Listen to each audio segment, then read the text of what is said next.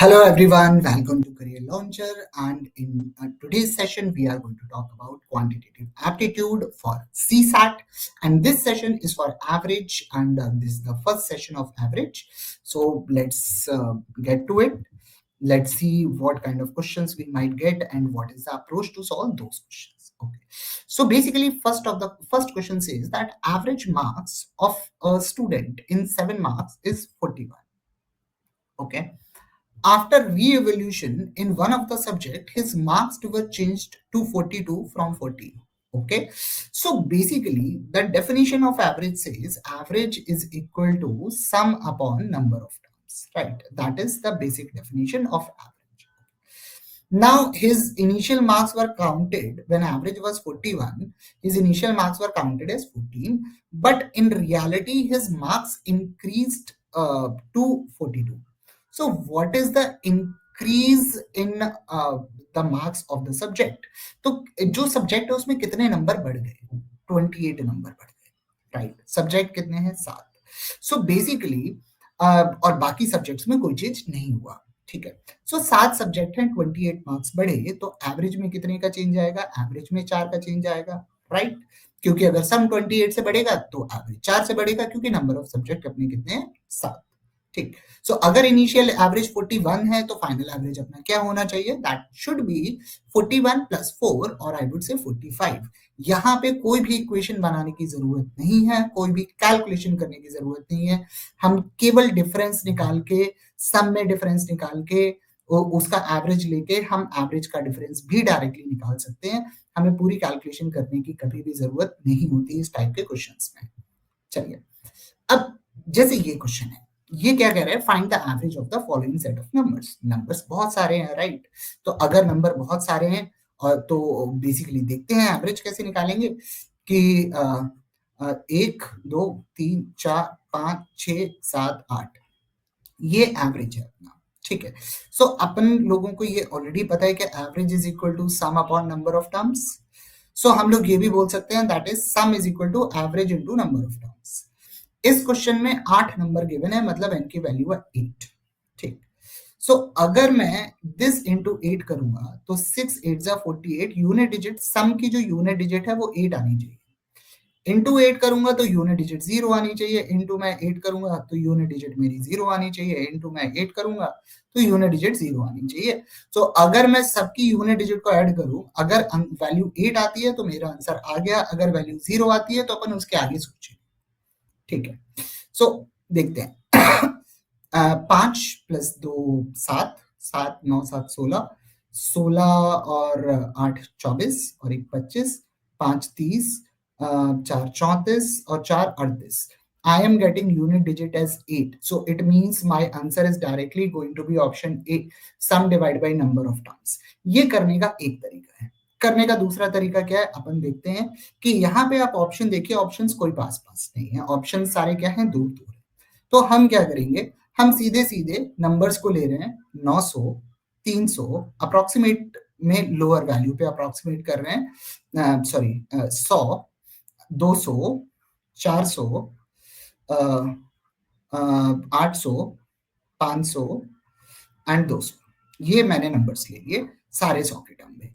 9 3 12, 1 13, 13 2 15, 15 4 19, 19 और 8 27, 27 और 7 34. सो 3400 के आसपास अपना एवरेज आ रहा है. 3400 डिवाइड बाई 8 मतलब 425 430 के आसपास दिखा रहा है, ठीक है. तो अपना जो एवरेज है वो 425 430 से बड़ा है, लेकिन हमने हर नंबर 50 60 50 60 40 50 से कम किया हुआ है.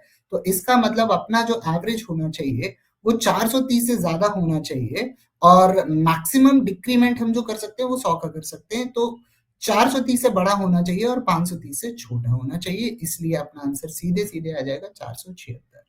Because maximum decrement can be 100, so maximum average can increase by 100.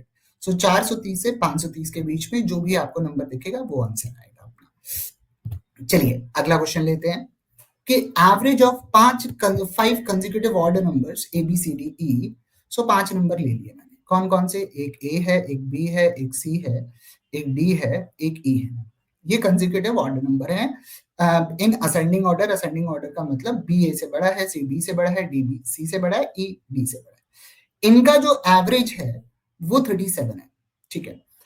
Consecutive odd numbers, consecutive even numbers का जो एवरेज होता है वो हमेशा मिडिल नंबर होता है अगर नंबर ऑफ टर्म्स ऑड है।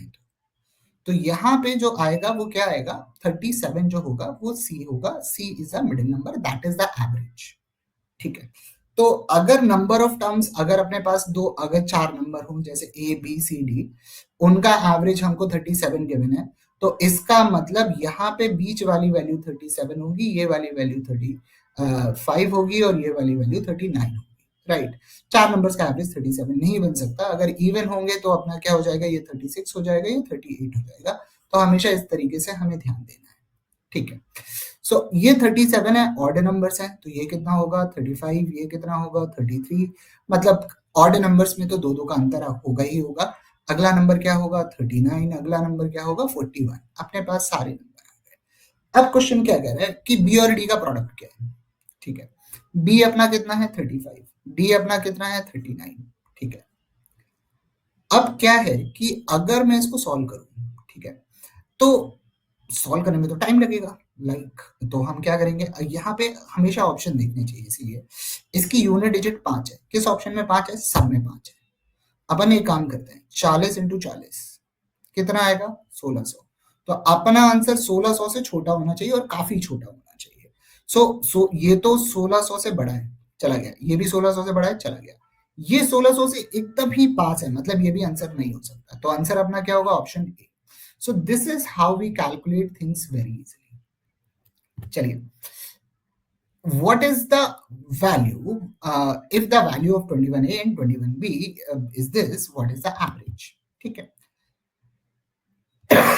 तो अपन क्या करते हैं, 21 कॉमन ले लेते हैं, a प्लस बी, और इसको बोल देते हैं 1134, 1134 है, ठीक है। तो a प्लस बी कितना आ जाएगा 1134 डिवाइड बाई 21, 21 का मतलब 3 इंटू 7 लिख लेते हैं, ठीक है। 3 से काट दिया, कितना आया कि 3 3 9, 2 3, 3 7 21, 2 4 8, ठीक है। 3 से 7 से काट दिया, 7 पना 35, 7 चौको 28, ठीक है।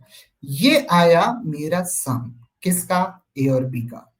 ए और बी का सम 54 है, सो ए और बी का एवरेज क्या होगा, दोनों का sum divide by 2, so that comes out to be 27। So answer इस क्वेश्चन का जो होगा वो 27 होगा। जनरली लोग इस क्वेश्चन में आंसर 58 मार्क कर देते हैं, क्योंकि उनको लगता है कि एवरेज जो ए और बी का है, ए प्लस बी का जो एवरेज होगा वो ए प्लस बी की वैल्यू ही ले लेते हैं, ए प्लस बी का एवरेज जो होगा वो ए प्लस बी बाई 2 होगा।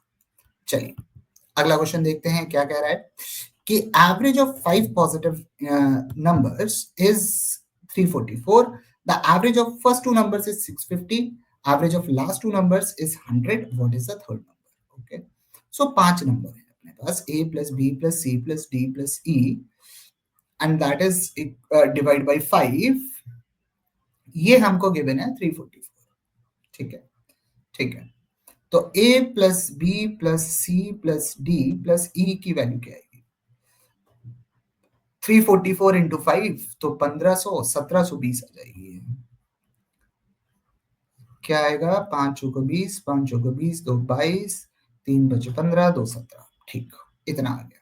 अब क्वेश्चन क्या कह रहा है, पहले दो नंबर का जो एवरेज है, मतलब a प्लस बी बाई 2 जो है वो 650 है, तो a प्लस बी कितना है 1300, जो d और e का एवरेज है वो कितना है 100, तो d प्लस e कितना है 200, ठीक। अब यहां पे इसकी वैल्यू हमें पता है 1300, इसकी वैल्यू हमें पता है कितना 200, 1300 प्लस 200 कितना हो गया 1500, तो सी की वैल्यू क्या आ गई 1720 माइनस 1500, मतलब आ गया 220। सो आंसर इस क्वेश्चन को जो आएगा वो आएगा ऑप्शन बी, दैट इज 220। अगला क्वेश्चन अपन समझते हैं क्या कह रहा है कि एक कैंटीन है जिसमें रिक्वायरमेंट है किसकी, this is 427 kg rice per week, मतलब 7 दिन में 427 केजी चाहिए, मतलब एक दिन में कितना चाहिए? 427 डिवाइड बाई 7, 61। ठीक। अब क्वेश्चन ये बोल रहा है कि मार्च और अप्रैल के महीने में कितने राइस की रिक्वायरमेंट होगी।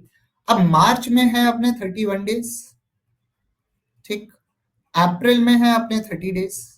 सो अपन को चलाना कितने दिन है? अपन को चलाना है 61 डेज, और हर दिन कितना राइस लग रहा है? 61 केजी। तो टोटल कितना राइस लगेगा? 61 इंटू 61। सो 61 इंटू 61 का मतलब 3600 से बड़ा होना चाहिए।